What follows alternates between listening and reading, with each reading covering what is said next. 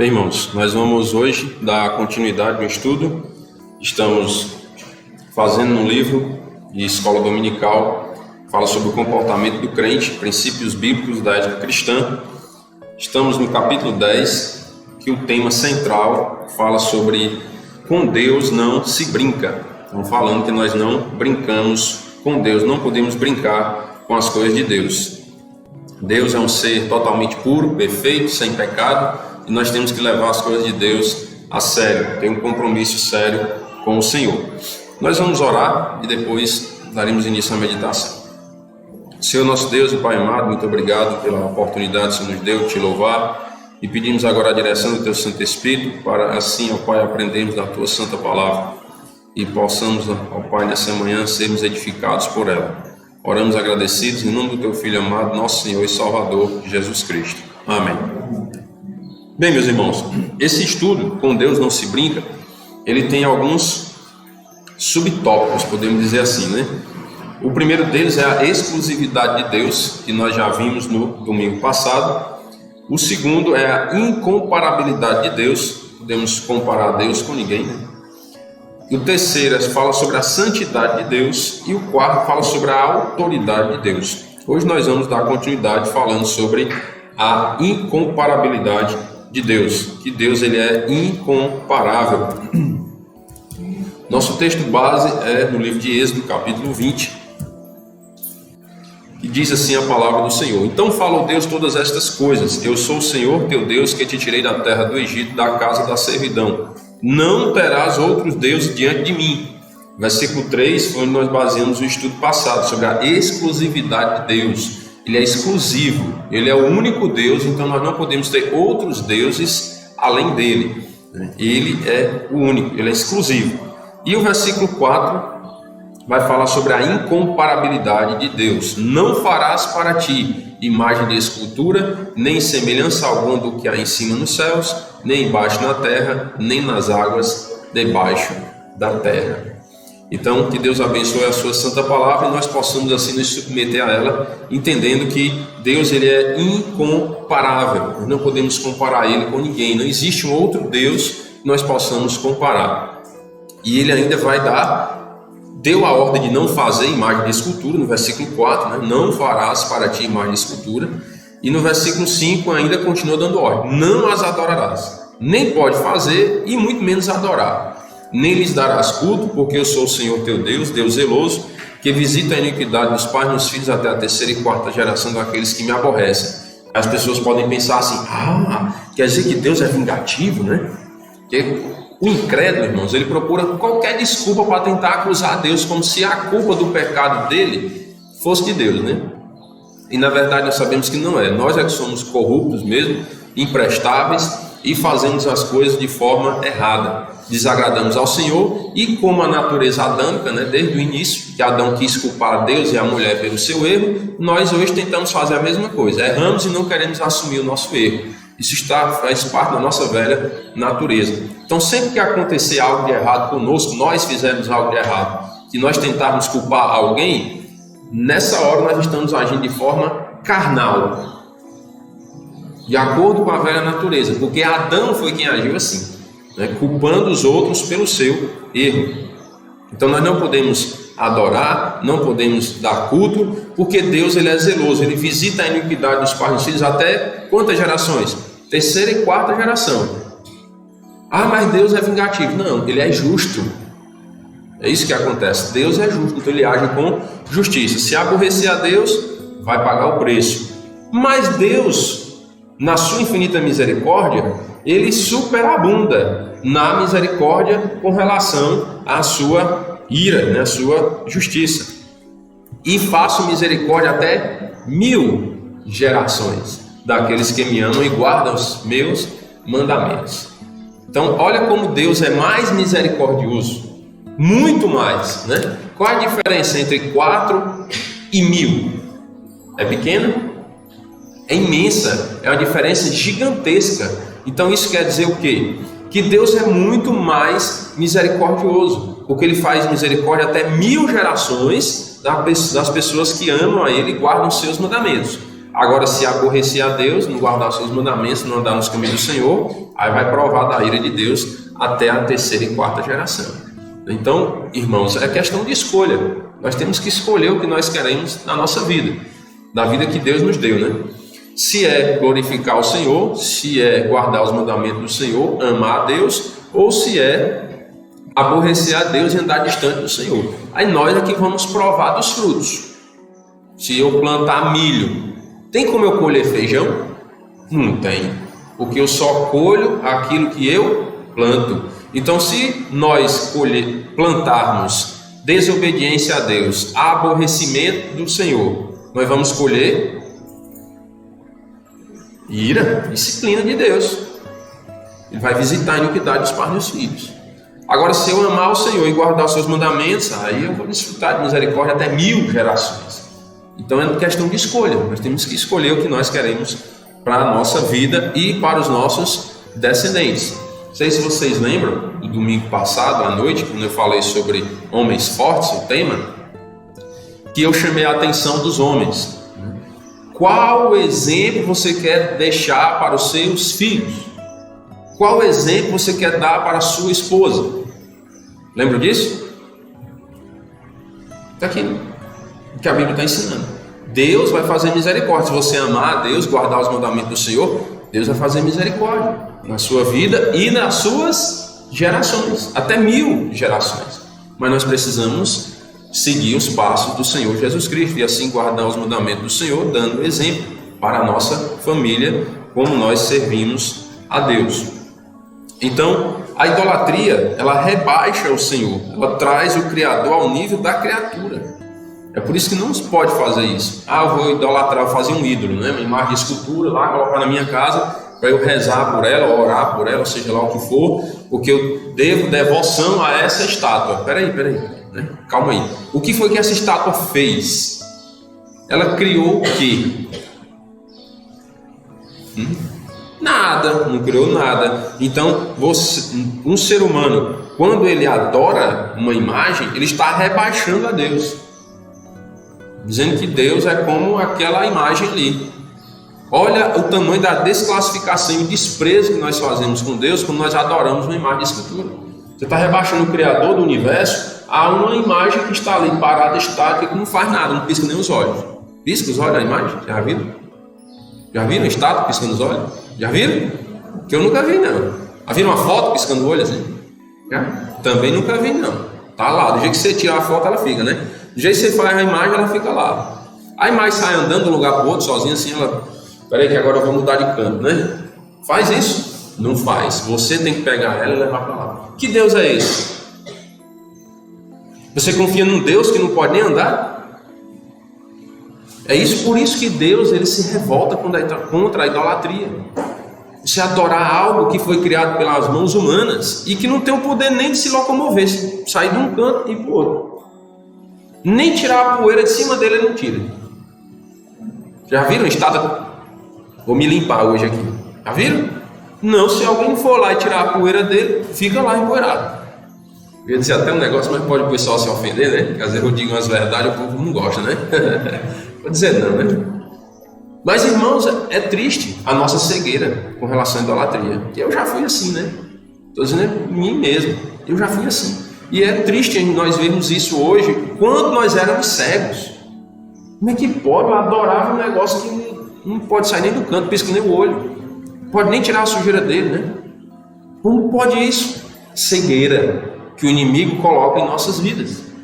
E aí nós tiramos o foco de adorar o verdadeiro Deus e desfrutar das verdadeiras bênçãos. Está aí, ó.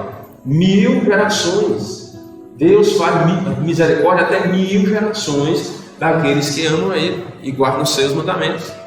Até 1000 gerações. E o diabo quer que nós desfrutemos dessas misericórdias do Senhor até 1000 gerações, que os nossos descendentes desfrutem da misericórdia do Senhor. O diabo quer? Quer não. É por isso que ele cega os nossos olhos, para nós não enxergarmos a verdade do Evangelho e vivermos no erro, aborrecendo ao Senhor e aí desfrutando da iniquidade, né?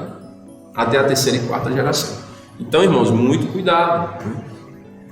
Graças a Deus que Deus já abriu os nossos olhos.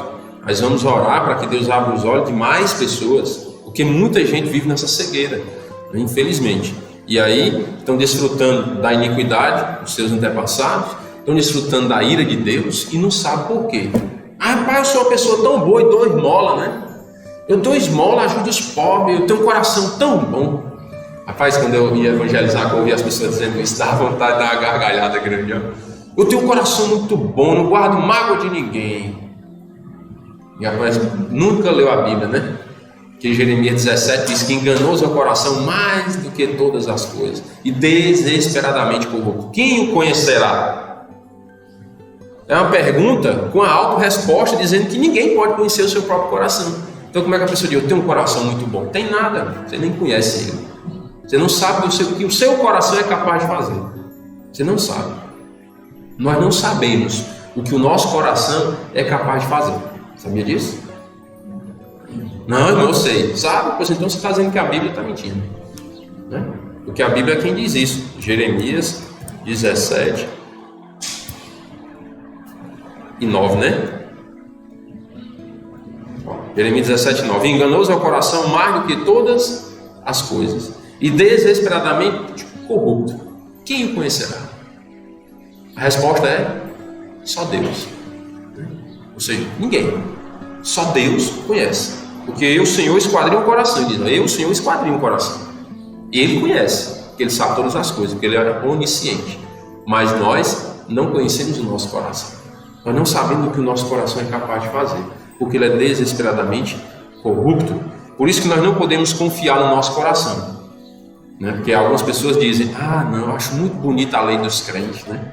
Mas quando o meu coração chamar, eu vou. Não vai nunca, porque o coração é corrupto. Não é só corrupto não, é desesperadamente corrupto. Como é que você pode esperar que ele faça alguma coisa boa? Temos que servir a Deus pela razão, sabendo o que é certo a se fazer e ir lá e fazer o que é certo. Mas a fulano tal está dizendo que não quer saber, é certo? É o que Deus quer? Então eu vou fazer. Mas o meu coração não quer, não importa, mas não é certo? Então eu faço. É assim que nós servimos a Deus. Para nós agradarmos ao Senhor, nós temos que abrir mão da nossa própria vida. Não é não? Que a Bíblia diz? Quem ama a sua vida, perdê-la. Mas quem aborrece a sua vida, ou despreza a sua vida por amor de mim, achá-la. Então, quando nós abrimos mão até da nossa própria vida por amor a Deus, aí nós vamos achar a verdadeira vida. Porque vamos encontrar a vontade de Deus em nós. É interessante observar a reação de Deus à prática da idolatria. Deuteronômio capítulo 5 vai falar sobre essa reação de Deus sobre a idolatria.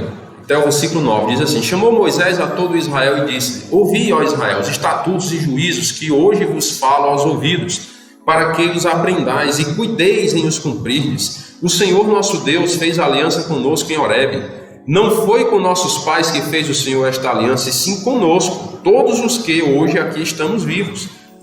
Face a face falou o Senhor conosco, no monte do meio do fogo. Nesse tempo eu estava em pé entre o Senhor e vós, para vos notificar a palavra do Senhor, porque temestes o fogo e não subistes ao monte, dizendo: eu sou o Senhor teu Deus, que te tirei do Egito, da casa da servidão. Não terás outros deuses diante de mim. Não farás para ti imagem de escultura, nem semelhança alguma do que há em cima no céu, nem embaixo na terra, nem nas águas debaixo da terra. Não as adorarás, nem lhes darás culto, porque eu sou o Senhor teu Deus, Deus zeloso, que visita a iniquidade dos pais nos filhos até a terceira e quarta geração daqueles que me aborrecem. Então é assim que Deus trata.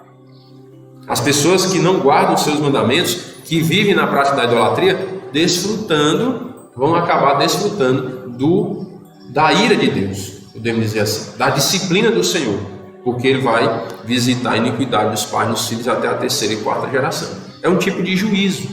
Visitar a iniquidade dos pais nos filhos é um tipo de juízo de Deus contra aqueles que praticam a idolatria e vivem na idolatria, certo?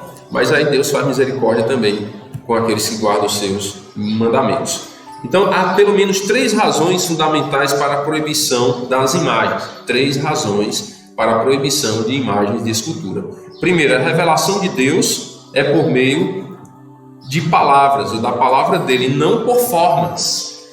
Nós adoramos um Deus que é espírito. Qual é a forma de Deus? Vocês já viram?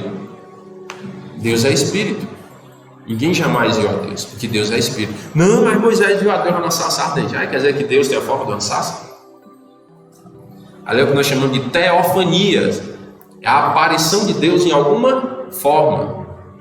Teofania. Deus apareceu na forma de alguma coisa. Mas ali não é a forma de Deus. Ninguém jamais viu a Deus. O Deus unigênito que está no seio do Pai é quem o revelou. A Bíblia diz isso. O Senhor Jesus Cristo, que é o Deus unigênito, o Filho de Deus, que veio a essa terra e revelou Deus ao mundo. O Senhor Jesus é quem trouxe essa revelação. Mas a Deus ninguém jamais viu, porque Ele é Espírito. Então, a revelação de Deus é por palavras e não por forma.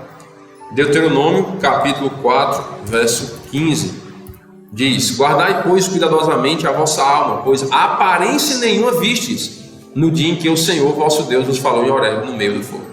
Aparência nenhuma vistes. E como é que as pessoas querem fazer uma estátua sobre Deus? Uma imagem de escultura dizendo que é Deus, né? Aparência nenhuma vistes. Então Deus, Ele não se importa de formas feitas.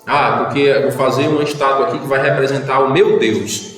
Não, está totalmente errado. Porque Deus, Ele não tem essa forma, essa aparência que as pessoas querem ver um Deus. Lembram que quando Moisés subiu lá no monte para receber as tábuas da lei, o povo ficou impaciente, porque 40 dias, né? Moisés lá na presença de Deus, e aí disse: não, faz um Deus para que adoremos, porque eles queriam ver um Deus. E aí fizeram o bezerro de ouro. Errado. Foi certo aquilo, fazer uma imagem? Foi certo? Não foi. É tanto que Moisés se irou tanto quando voltou, quebrou as tábuas e mandou destruir o bezerro, né? E aqueles que queriam seguir a idolatria ainda morreram um bocado. Então o juízo de Deus vem sobre a idolatria, irmãos. Vem sobre a idolatria. Nós sabemos que Deus, Ele é misericordioso. Em cada dispensação, que são os períodos administrativos de Deus, Ele trata de uma forma diferente. Você já pensou se Deus fosse tratar daquela forma hoje, a idolatria? Muitos de nós não estaríamos mais aqui. Já teríamos morrido. Porque muitos de nós somos idólatras. E infelizmente, alguns de nós ainda somos. Não por imagem de escultura, ou por uma foto, ou uma estátua, mas por outras coisas. Então Deus, Ele age com a sua misericórdia, dando oportunidade para o povo se arrepender dos seus pecados. A ênfase é no conhecimento e não nos sentidos. Então quando Deus Ele vem falar sobre isso, repreender a idolatria, é porque nós temos que adorar a Deus no nosso interior. Eu acho muito interessante Mateus capítulo 6, quando o Senhor vem ensinar a orar. Entra no teu quarto, fecha a porta, ora em secreto. Fala que tem que ter alguma estátua lá no quarto? Não fala. Entra no teu quarto, fecha a porta, ora a teu Pai em secreto, e Ele vai te ouvir. Não fala de uma estátua, não fala de uma imagem de escultura. Irmão, então por que existe isso hoje? Das imagens? Por que ensinaram para nós então essas imagens? Se na Bíblia não está dizendo que a gente tem que ter uma imagem para orar, rezar a elas. Por quê? Costumes dos homens. Costumes. Igual os judeus implantaram alguns costumes, lembra? Eu não vou citar vários, porque o foco do tema não é esse, mas só para a gente ficar relembrando, né? Os judeus tinham esse costume já, de colocar preceitos dos homens, adicionando coisas aos mandamentos de Deus. E aí as pessoas se focavam mais em obedecer esses preceitos dos homens, até mesmo do que a Bíblia. E aí, infelizmente, é o que acontece hoje. As pessoas não buscam o conhecimento das Escrituras. E a Bíblia diz: errais por não conhecer as Escrituras e nem o poder de Deus. Então o erro está no ser humano, porque não busca o conhecimento divino da Bíblia. E aí fica sendo só recebendo os ensinamentos dos homens. E aí os homens vão ensinando aquelas coisas que são convenientes a eles, e acabam ensinando as tradições dos homens. Não, mas eu nasci aqui e vou morrer aqui, porque meus pais, meus avós me ensinaram isso. Está na Bíblia? Como um mandamento para a nossa vida? Esse tem que ser o nosso questionamento, irmãos. Não, mas é porque meu tataravô me ensinou, eu tenho muito respeito a ele, então... Mas para aí, temos que ter respeito aos nossos familiares, sim. Mas nós vamos respeitar mais os nossos familiares do que a Deus? Não. Deus é o Todo-Poderoso, é o Criador. Então nós temos que rever os nossos conceitos do que nós devemos guardar. Eu devo guardar é a palavra de Deus, e não o que os meus antepassados me ensinaram de forma errada. O que me ensinaram certo, beleza, vou guardar e lutar para guardar até o fim da minha vida. Mas o que me ensinaram errado, eu vou na palavra de Deus e observo, peraí, meus pais, meus avós, meus antepassados, meus tios, meus primos, sei lá quem foi, me ensinou algo que eu estou vendo na Bíblia que isso é errado. Então eu vou ficar com quem? Não, porque eu tenho muito respeito àquele meu familiar que me ensinou. Tudo bem, respeite mesmo. Mas respeitar mais do que a Deus? Deixar de cumprir a vontade de Deus para cumprir a vontade dos homens? Está errado. Está errado. É por isso, irmãos, que para servir a Deus não é por sentimento. Coração, não, é por razão. Porque se a gente for por sentimentos, a gente vai seguir sempre a tradição dos homens. Porque nós amamos os nossos familiares, nossos pais, nossos tios, nossos avós e queremos respeitá-los guardando o que eles nos ensinaram. É assim que funciona.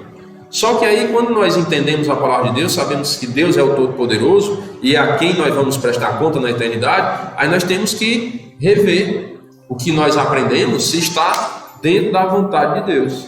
Se não está, então eu tenho que largar aquilo que está fora da vontade do Senhor e me render aos pés de Cristo. Segundo lugar, Deus requereu especial atenção ao seu nome e não à sua imagem. Deuteronômio, capítulo 12, versículo 5. Vou ler do versículo 1 para poder pegar todo o contexto. Deuteronômio 12, do 1 ao 5. São estes os estatutos e os juízos que cuidareis de cumprir na terra que vos deu o Senhor, Deus de vossos pais, para possuirdes todos os dias que viverdes sobre a terra. Destruireis por completo, preste atenção, vou repetir o versículo 1. São estes os estatutos e os juízos que cuidareis de cumprir. Então nós temos que cumprir os estatutos e os juízos de quem? Dos nossos antepassados ou de Deus? De Deus. Aí, isso aqui está falando diretamente para o povo de Israel, certo? Não estou tirando de contexto aqui, dizendo, essa promessa é para nós, gentios, igreja. O povo de Israel, está sendo falado para o povo judeu. É tanto que ele fala sobre a terra, né? Cumprir na terra que vos deu o Senhor, Deus de vossos pais, para possuir e tudo mais. E nós aplicamos a nós hoje como povo de Deus, não querendo tomar as bênçãos de Israel, as promessas de Israel não, mas hoje reconhecendo que cremos em Cristo, somos povo de Deus, filho de Deus, nós temos que observar os estatutos e os juízos de Deus para cumprir a palavra do Senhor. Aí o que é que o povo tinha que fazer, o povo de Israel? Destruireis por completo todos os lugares onde as nações que ides desapossar serviram aos seus deuses, sobre as altas montanhas, sobre os outeiros e debaixo de toda árvore frondosa. Então, onde tinha qualquer altar de ídolo, era para ser o quê? Destruído por... Não, isso aqui é muito bonito, né? Eu vou deixar. Não, destruir por completo todos os lugares dos ídolos, de forma resumida, né? Deitareis abaixo os seus altares e despedaçareis as suas colunas e os seus postes ídolos queimareis e despedaçareis as imagens esculpidas dos seus deuses e apagareis o seu nome daquele lugar. Então era para destruir tudo que tinha de idolatria naquele lugar que o povo de Israel ia possuir. Chegou na terra, essa terra aqui que Deus deu para nós foi, então vamos tomar a terra e tem uma coisa, o que tiver de altar de ídolo aqui, vamos destruir tudo. Queima, toca fogo em tudo. Tudo que for idolatria é para tocar fogo, porque Deus não se agrada daquilo. Ah, irmão, então quer dizer, se eu chegar na casa de algum descrente, tiver lá uma imagem de escultura, eu tenho que ir lá pegar a imagem dele e quebrar? É lógico que não. É lógico que não. Deus não deu esse mandamento de destruir, não, para a igreja, não. Era para o povo de Israel, quando eles fossem possuir a terra lá que Deus deu a eles. A igreja hoje não pode fazer isso. Tem gerado alguns escândalos por aí, porque infelizmente aconteceu isso em alguns lugares. Pessoas, né, evangélicas, não vou nem dizer crente, evangélicas, por uma ignorância do entendimento das escrituras, ou seja, a falta de conhecimento, né? Vai lá e pega nas imagens de escultura e quebrando no meio da rua e filmando como se estivesse fazendo um ato de heroísmo ainda. Aquilo é um absurdo. Você não pode respeitar a religião de ninguém. Respeita a todos. Ah, mas a idolatria Deus não aceita. Não aceita na sua vida. Você não tem nada a ver se meter na vida dos outros, não. Você pode fazer ensinar. Ensina as escrituras. Quando chegar no tempo certo, que a pessoa entendeu o evangelho, ela mesma vai pedir para tirar. Aconteceu isso ali em Minerolândia. Só para vocês terem ideia. Como Deus é fiel quando nós procuramos honrar o nome dele. Uma determinada senhora lá que a gente evangelizava, a mãe dela era idólatra, né? Tinha lá as imagens na parede e tal. E ela já congregava na igreja, né? E aí ela dizia: irmão, a mamãe não tira essas imagens daí. Eu já disse a ela que isso é errado, que isso não agrada a Deus. Aí eu tive que repreender ela na frente da mãe descrente, né? Eu digo: olha, senhora, tenha calma, certo? Porque a senhora não pode fazer isso. Ela não pode obrigar a sua mãe a tirar algo em que ela acredita. Ela não entendeu o evangelho ainda. Então você não pode, você tem que respeitar a posição dela. Respeite, dê o testemunho de como se deve viver a vida cristã, prega o evangelho e deixa o Espírito Santo trabalhar. Quando ela entendeu o evangelho, ela mesmo vai pedir para tirar. Foi dito e feito.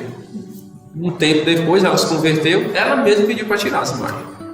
E aí um dia eu cheguei lá e não vi, né? Só que eu fiquei na minha. Aí ela disse: irmão, a mamãe se converteu, ela mesmo pediu para tirar as imagens daí. Eu não lhe falei? Espera o tempo de Deus. Não adianta a gente querer ir na ignorância, na força bruta, não. O próprio Senhor Jesus não foi obrigar ninguém a seguir a ele. Ele simplesmente pregava a verdade e pronto. O Espírito Santo ia trabalhar na vida das pessoas. E aquele que abriu o coração para a ação do Espírito Santo, Deus convertia. Ele se libertava da escravidão do pecado. Então, irmão, nós temos que ter sabedoria para agir. Senão nós vamos acabar trazendo um mau testemunho para as pessoas e afastando as pessoas do Evangelho. Terceiro lugar, a idolatria é um absurdo. É um desrespeito à inteligência. Eu gostei muito dessa frase, né? Que às vezes nós queremos ser muito inteligentes, né? Sabedor das coisas, né? Mas aqui o autor do livro, né, o pastor Paulo Chaves, ele diz: é um desrespeito à inteligência, adorar alguma coisa feitas por nós mesmos. Desrespeito à inteligência. Já pensou que vamos supor que eu fiz esse celular, né? Eu digo: rapaz, eu fiz esse celular. Vou botar no altar lá em casa e vou me prostrar diante dele todo dia e fazer uma oração, né? Você me vê fazendo isso lá em casa, você vai dizer o quê? Tá doido, tá? Rapaz, você tá doido, tomou um remédio hoje, né? Como é que você tá se prostrando diante do celular, maluco? Vai tomar um remédio? Você tá doido, o juízo tá certo hoje não. Eu criei isso aqui e eu vou me prostrar diante disso para adorar como se fosse a autoridade máxima na minha vida. Apesar que tem uns que não se prostram não, mas acabam, né? Adorando, né? Isso é um desrespeito à inteligência humana. Adorar algo que foi criado pelo próprio homem. Vamos para Isaías, capítulo 44. Isaías 44 diz assim: agora, pois, ouve, ó Jacó, servo meu, ó Israel, a quem escolhi.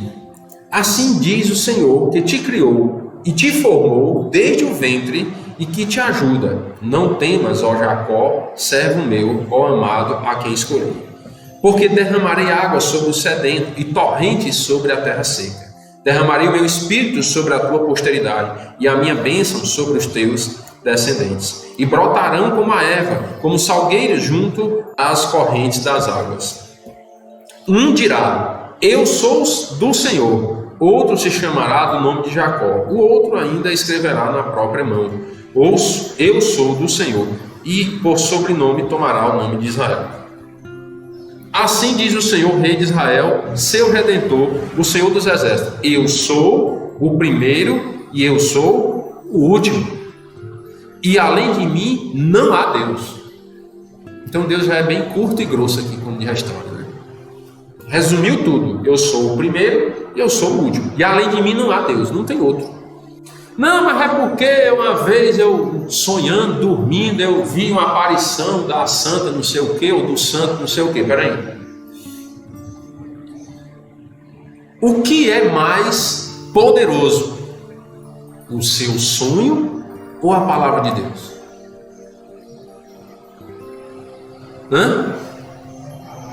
É a palavra, irmãos. Porque a palavra de Deus foi assim, ó: haja luz, e a luz apareceu. Não foi não? Algum sonho seu você conseguiu fazer se tornar matéria? Em algum sonho assim você sonhou: apareça um copo d'água aqui do meu lado. Aí apareceu, você abre o olho, o copo d'água estava lá. Já conseguiu fazer isso? Então nosso sonho não tem mais poder do que a palavra de Deus. Então muito cuidado com os sonhos, né? Porque às vezes a gente pensa: que um sonho, não sei o que, mas eu sonhei, eu vi, rapaz, eu estava assim viajando e eu vi ali. Foi? Certo. Pode ter sido uma ilusão de ótica, ou você está pego de sono e viu que não devia ver, né? Nem motorista de caminhão, uns que usa um negócio aí para não dormir, né? Tem deles que anda freando nas retas. Que foi? Não, tem um jumento ali. Que jumento? Tu não viu não? Acaba doido, usando rebite, já morto de sono, já está trevaleando, né? Vendo as coisas. Acontece, irmãos. Certo? Acontece. A gente vê às vezes nos vídeos de internet aí, os caras pisando no freio, não tem nada na frente. Trevaleando. Cuidado, né, com essas visões, esses sonhos. Não, mas é que era muito real. Não era muito real. Era, tá certo. Mas não era a palavra de Deus. Então ela não tem mais poder do que a palavra. Porque a palavra de Deus é o que fez o universo. E nada há mais poderoso do que a palavra. Então Deus foi quem disse aqui. A palavra de Deus é quem está dizendo: eu sou o primeiro e sou o último. E não há Deus além de mim. Além dele não há Deus. Então não existe outro. Ele é o único. Quem há como eu feito predições desde que estabeleci o mais antigo povo? Quem foi que fez predições? Falou coisas antes de que acontecesse? Que o declare e o exponha perante mim?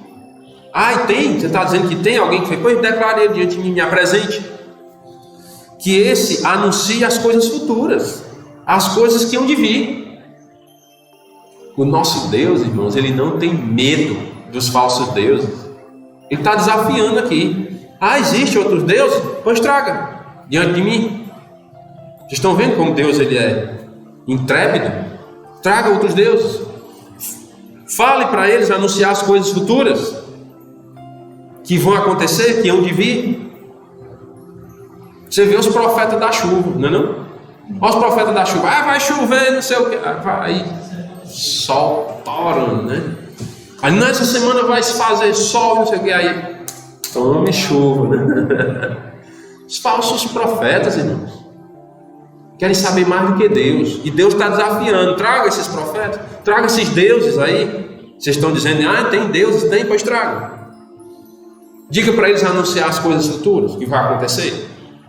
Não tem. Apresentaram diante de Deus? Não apresentaram, porque não tem. Não há além de mim outro Deus, não há. Não vos assombreis, nem tem mais. Acaso desde aquele tempo não vos-lo fiz ouvir? Não vos-lo anunciei? Vós sois as minhas testemunhas. Há outro Deus além de mim? Não há outra rocha que eu conheça. Não tem. Não tem outro Deus. Todos os artífices de imagem de escultura são nada. São nada. Todos os artífices de imagem de escultura são nada. Irmão, você está desrespeitando as pessoas que fazem as imagens, que o pessoal com tanta devoção. Eu não. Eu sou apenas um mensageiro. Deus é quem está dizendo. Não é não, irmãos? O que é que diz aqui,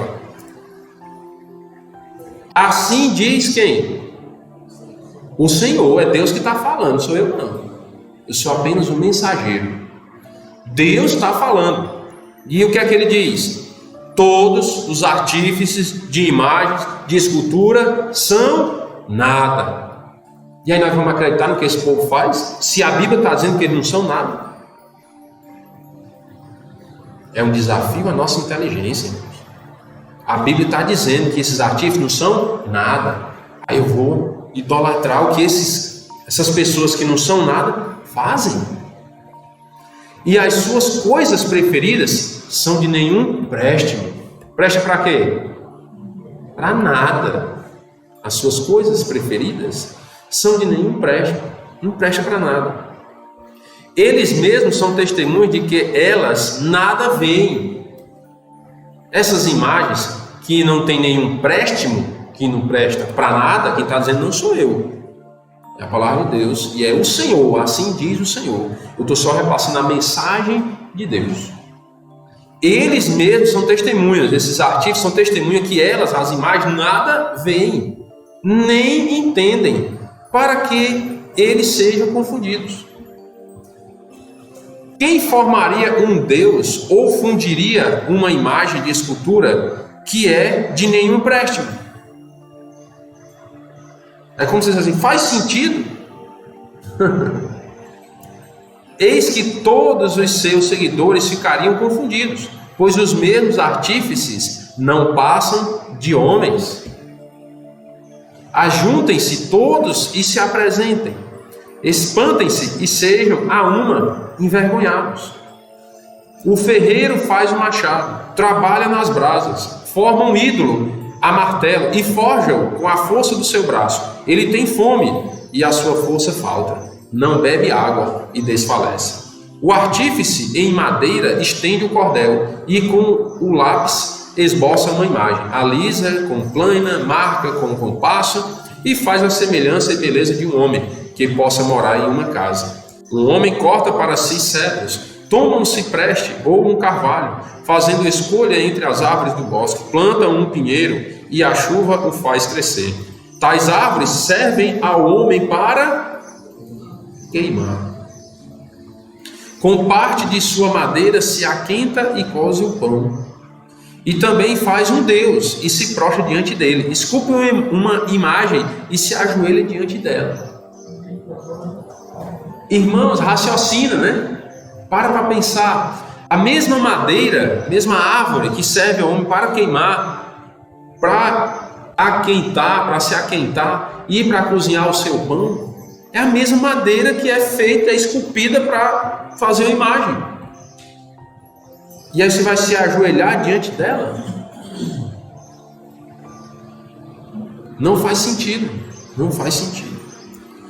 Metade queima no fogo e com ela coze a carne para comer. Assa e farta-se, também se aquenta e diz: já me aquento, contemplo a luz. Então do resto faz um Deus. Você usou a madeira lá para queimar, fazer a comida e tal. Aquela mesma madeira juntou o resto e fez um Deus. Uma imagem de escultura. Ajoelha-se diante dela, prostra-se e lhe dirige a sua oração, dizendo: livra-me, porque tu és o meu Deus. Irmão, isso aqui é como se fosse uma chacota que Deus está fazendo, a ignorância do povo que se prostra diante de um pedaço de pau. É o que Deus está dizendo, irmãos. Nós, na nossa ignorância, quando não conhecíamos a Deus, fazíamos isso, nos prostrávamos diante de um pedaço de pau, de um pedaço de gesso. Não, mas tem a forma de um santo. É? É um pedaço de pau, irmãos, que foi esculpido. A mesma madeira lá que o pessoal fazia para cozinhar o pão de cada dia. Depois pegava o resto e fazia uma imagem. Aí você se ajoelha e ainda diz assim: livra-me, porque tu és o meu Deus. Orando a essa imagem é cegueira espiritual, irmãos. Cegueira. Só que nós, como crentes, irmão, não podemos chegar para as pessoas que acreditam nisso e meter o dedo na cara e dizer: vocês são idólatras, vocês vão para o inferno. Não podemos fazer isso. Nós não podemos. Nós temos que, com amor e misericórdia, mostrar a palavra de Deus, para que eles creiam na palavra. E aí, quando eles crerem na palavra, eles vão se libertar dessa idolatria, assim como nós fomos libertados. Assim como a senhora lá de Nerolândia, que eu contei a história. Eles vão se libertar quando eles entenderem a palavra de Deus e resolverem se submeter à palavra do Senhor. Nada sabem. Quem é que não sabe de nada? as imagens, nada sabem, nem entendem, porque se lhes grudaram os olhos, para que não vejam, e o seu coração já não pode entender, nenhum deles cai em si, já não há conhecimento nem compreensão para dizer: metade queimei e cozi para pão sobre as suas brasas, assei sobre elas carne e a comi, e faria eu do resto uma abominação? Ajoelhar-me-ia eu diante de um pedaço de árvore? As pessoas que fazem isso não sabem de nada também, não entendem, as imagens não veem, não podem fazer nada, as pessoas não sabem de nada, não abrem o entendimento, eles não entendem as coisas, e aí eles não caem em si. Por isso que nós precisamos compartilhar a palavra de Deus com essas pessoas, para que eles caiam em si, eles entendam que eles precisam mudar de atitude e não ficar adorando a criatura em lugar do Criador. Tal homem se apacenta de cinza. Essa pessoa que adora uma imagem de escultura, que não sabe, no versículo 18, não sabe, não entende, o que se lhe grudar os olhos para que não vejam, foi o que eu falei no início, que que Satanás, ele cega o nosso entendimento espiritual, para que nós não vejamos isso, para que nós não entendamos essa cegueira espiritual. Então não sabemos, não entendemos. Deus foi quem abriu os nossos olhos para enxergarmos essa verdade, o erro em que vivíamos na idolatria. Então esse tal homem que vive na idolatria, ele se apacenta de cinza, o seu coração enganado o iludiu, de maneira que ele não pode livrar a sua alma nem dizer: não é mentira aquilo em que confio? Ele está iludido, o seu coração o enganou, o iludiu, e aí ele não pode nem dizer assim: não é mentira aquilo em que confio. Ele não consegue reconhecer isso, acha que aquilo realmente é um Deus, até que chega a palavra do Senhor e abre os nossos olhos, abre a nossa visão espiritual, e assim nós podemos enxergar, podemos saber, podemos entender. A palavra de Deus é quem nos liberta. Por isso que nós precisamos compartilhar a palavra de Deus com as pessoas, sem acusação, sem afronta, sem ignorância, sem ira, mas com mansidão, com sabedoria, compartilhar a palavra de Deus com as pessoas. E aí deixa o Espírito Santo falar com elas. Quando elas resolverem se render ao Senhor, aí Deus vai fazer cair essas escamas dos olhos, e aí elas vão conseguir enxergar a verdade e sair dessa idolatria e reconhecer que Deus, ele é incomparável. Quantas vezes um objeto pequeno, uma coisa simples como o carro, o emprego ou uma promoção no emprego, cargos na igreja, toma o lugar da igreja e das pessoas? Quantas vezes nós idolatramos um celular? Quantas vezes nós idolatramos um bem material ou alguma outra coisa? Porque dizem: não, isso aqui, rapaz, custou dinheiro, foi suor demais, tu é doido, trabalhei aqui só, rapaz, vou lá eu aplicar isso na obra de Deus, né? Porque vai desgastar. E para que nós queremos as coisas desse mundo? Vai levar para o céu, é? Que nós não vamos levar nada para lá. Tudo vai ficar aqui. Então nós temos que saber, irmãos, que tudo aquilo que Deus nos deu é para Ele. Tudo foi feito por Ele, por meio dEle, para Ele, né? E dEle nós somos. Então devemos nos dedicar ao Senhor a cada dia para glorificar o Seu nome. Amém? Vamos orar. Senhor nosso Deus e Pai querido, muito obrigado pela misericórdia do Senhor em nossas vidas. Pedimos perdão por todos os nossos pecados. Te agradecemos, ao Pai, pela Tua palavra, que é viva e eficaz e fala aos nossos corações. Pedimos ao Pai que a cada dia, Senhor, o Senhor nos dê sabedoria para sabermos discernir as coisas, entender a Tua palavra e assim, ó Pai, colocar em prática nossas vidas para glorificar o Teu nome, viver segundo a Tua vontade, para a Tua glória. Nós pedimos, ó Pai, as Tuas bênçãos pelo restante desse dia, a Tua proteção, o Teu cuidado, e oramos agradecidos em nome do Teu Filho amado, nosso Senhor e Salvador Jesus Cristo. Amém.